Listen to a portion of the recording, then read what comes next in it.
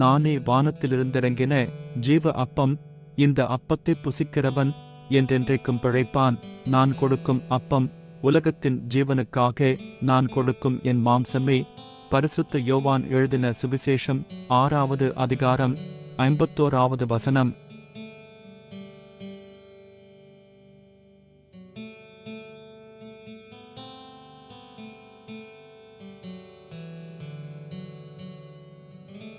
நானே வானத்திலிருந்திறங்கின ஜீவ அப்பம். இந்த அப்பத்தை புசிக்கிறவன் என்றென்றைக்கும் பிழைப்பான். நான் கொடுக்கும் அப்பம் உலகத்தின் ஜீவனுக்காக நான் கொடுக்கும் என் மாம்சமே. பரிசுத்த யோவான் எழுதின சுவிசேஷம் 6வது அதிகாரம் 51வது வசனம்.